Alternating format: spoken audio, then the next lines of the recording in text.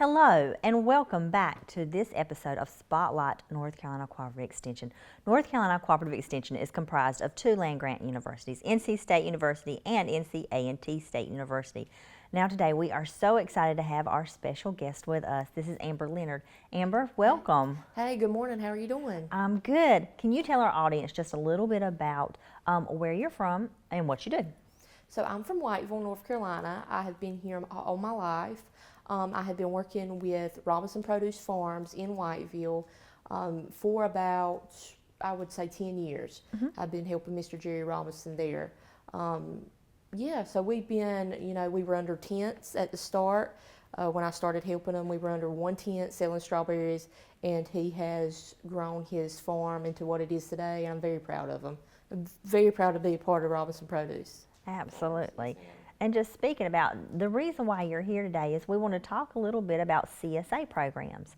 So tell our audience a little bit about what a CSA program is. So a CSA program is a community supported agriculture program, and it's designed to help the farmer in the off seasons, such as the winter, when produce isn't coming off as much as the spring naturally in summer. So customers can subscribe to this program during the winter. Their funding or their money that they purchase the subscription with helps us plant. It helps us get ready for the season. It helps us, pay our employees to harvest during the season. It just helps us survive from the winter to the spring harvest. So it sounds like it's got economic good things about it. It also has produce. It seems like it's very helpful for the community altogether. Yes, ma'am. And the CSA program, what the customers are subscribing to is fresh produce during the spring and summer seasons. So in the winter, they subscribe to this program to get a produce portion. We have a box. It's approximately 20 to 25 pounds of produce, and so customers would subscribe and help us, get to that point. And what would be you said it would be spring and summer, so what would be an example of a spring box? So a spring box, when our strawberry season comes off, we start picking strawberries late April, and that's when the box starts. So we would have strawberries coming off, zucchini, squash, onions, potatoes. We would also have cucumbers as well, tomatoes. So all of that variety starting out in the spring, you're hit with the freshest produce, and we would pick it weekly. So it varies week to week. And our program is an 8-week program.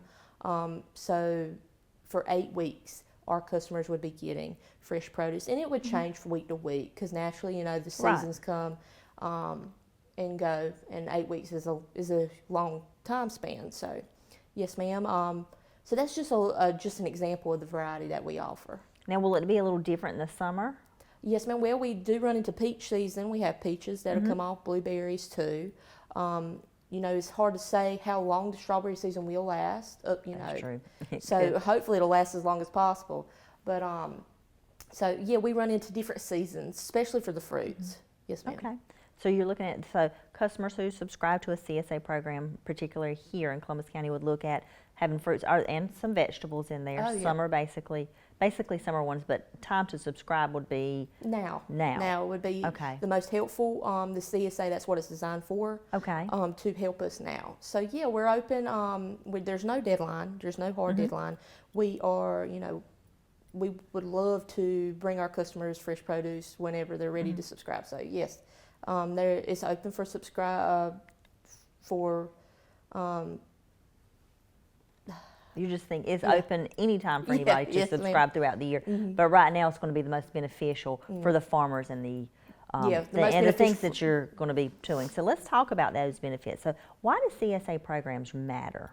So they matter to the community. They bring in a way for residents to get access to fresh produce. Most people, they might not have access to where they can drive to our produce stand, to the farmers markets. So our CSA program goes, we offer delivery.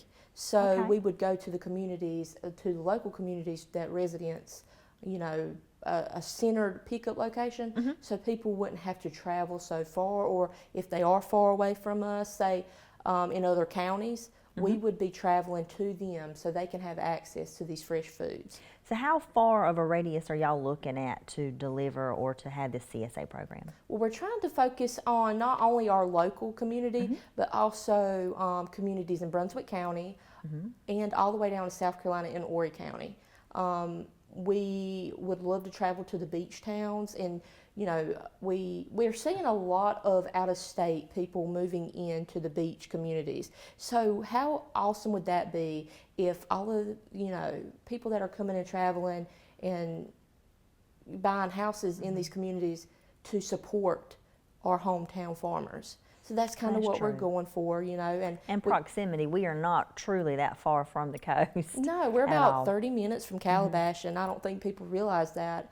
And we're only about 45 to 50 minutes from Wilmington.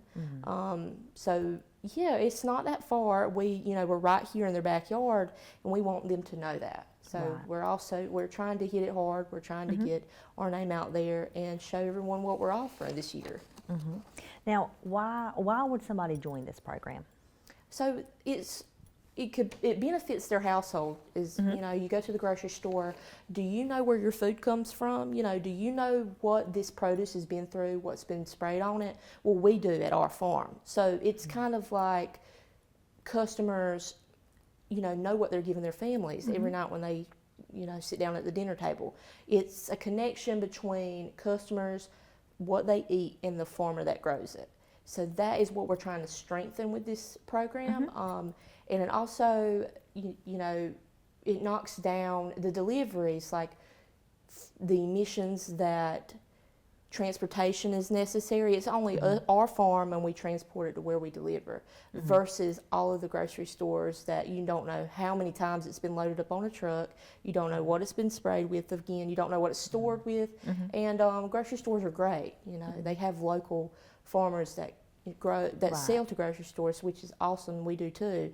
But we're just trying to, help out the farmer directly instead of all of those channels.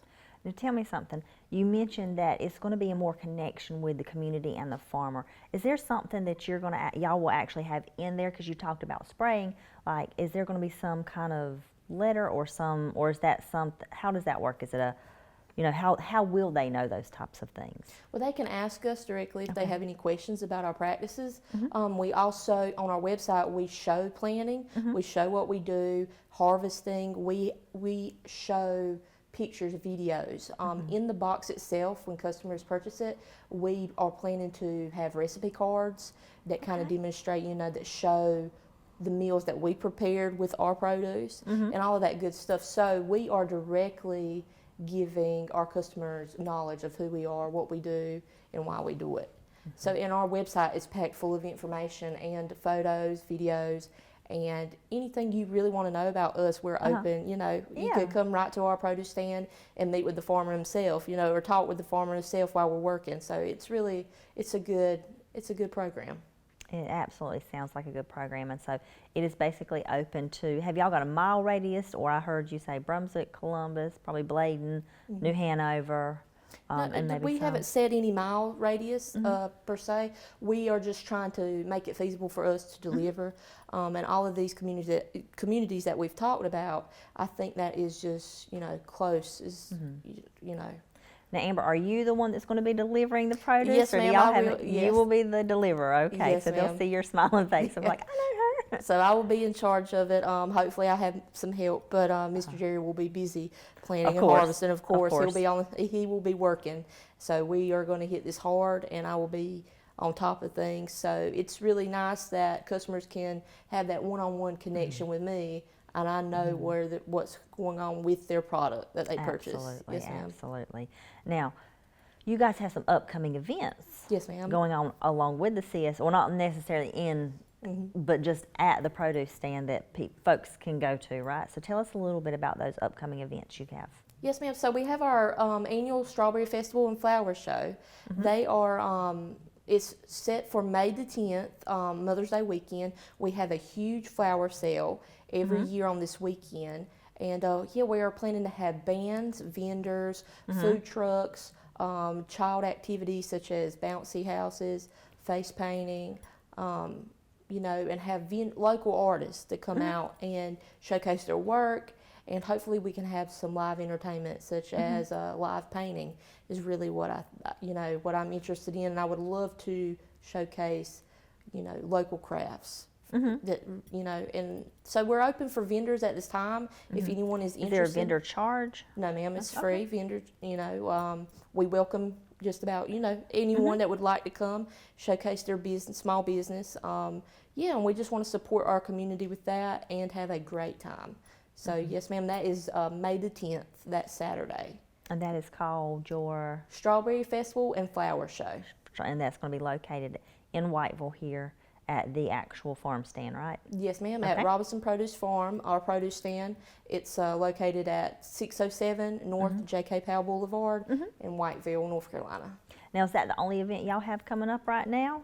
We have jam-packed weekends in the summer and spring, so we try to have a band playing while customers come and browse our produce and our flowers. We have a garden center as well, so we have constant food trucks coming, live bands coming, and then we do have, I do try to schedule some children activities as well to get everyone out the house and enjoy their Saturdays with the good weather that's, hopefully coming soon. So, yes. Absolutely. The weather, we were blessed with some good weather this past summer. It was We were. super hot, not a lot of rain, unfortunately, for the farmers, but it was nice play weather for sure. It was, yes, ma'am. Now, Amber, is there anything else you would like to share with our audience today?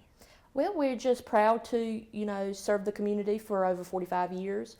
I'm proud to work with Mr. Jerry and his family at Robeson Produce Farms, and we're here to serve our community. And we're very proud of how far we've came, and we can't wait to see how far we can go. Now, one thing I don't think that I mentioned: if they want to join the program, how can they? What's that process? Is that a website? Do they call the produce stand? How does that work? They can visit our website. We have on our website, you'll see on our homepage and in our menu, it's a CSA program.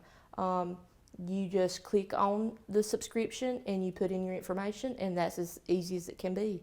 It goes right to me, so I get all your information, and I set it up on the schedule. So yes, it's very simple, very easy, and that's what we designed it to be.